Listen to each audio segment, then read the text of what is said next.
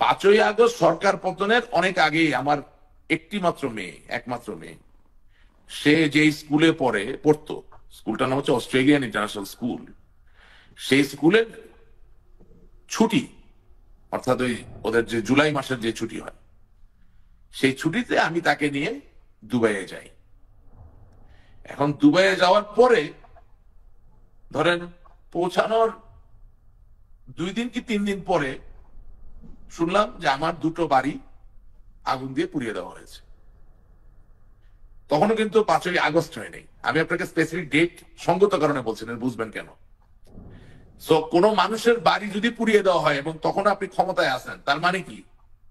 তার মানে প্রাণের সংশয়। সেই অবস্থায় আমার পক্ষে ফিরে যাওয়া সম্ভব ছিল না, এবং আমার একটা বাচ্চা মেয়ে। So I did not have that option. আমি 5ই আগস্টের পরে পালাই নাই। আমি আমার মেয়ের ভেকেশনের জন্যই গিয়েছি। আজকাল তো চল হয়ে গেছে, বাচ্চারা যারা স্কুলে পড়ে এবারে তারা বেড়াতে যেতে চায়, পৃথিবী দেখতে চায়। আগে তারা তো মোবাইল টোবাইল ছিল না, তাদের চিন্তা ভাবনা সবকিছু ডিফারেন্ট হয়ে গেছে, এবং তাদেরকে বাইরে না গেলে তারা অনেক সময় রিভোল্টও করে। এটা যাদের টিনেজ বাচ্চা আছে তারা আমার কথাটার সাথে রিলেট করতে পারবে।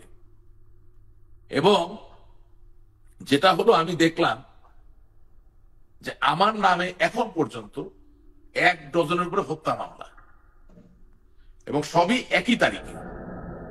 আমি একই তারিখে একই দিনে বাড্ডায় হত্যা করছি, একই তারিখে হত্যা করছি আপনার উত্তরায়, একই তারিখে আমি হত্যা করছি গাজীপুরে, একই তারিখে আমি হত্যা করছি বগুড়ায়, একই তারিখে আমি হত্যা করছি রংপুর কোতোয়ালিতে, একই তারিখে আমি হত্যা করছি রংপুরের আরেক থানার অধীনে।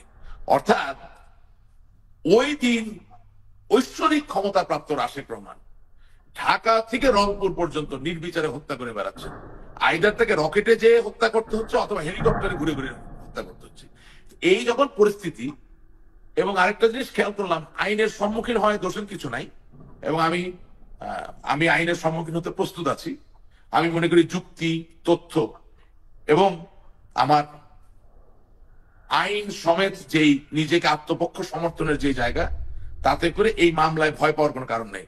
কিন্তু আমরা কি দেখতে পাচ্ছি, যে গণ অভ্যুত্থান হোক আর যাই হোক, আপনি আদালতে যাচ্ছেন আত্মপক্ষ সমর্থনের জন্য, আইনের সামনে হাজির করা হচ্ছে আপনাকে, বিচারের আগেই, শাস্তির আগেই আপনাকে লোকজনের সামনে পেটানো হচ্ছে, মারা হচ্ছে, হত্যা করার চেষ্টা করা হচ্ছে। আপনার যে আইনজীবী তাকেও রেহাই নাই, তাকেও মারা হচ্ছে, লাঞ্ছিত করা হচ্ছে।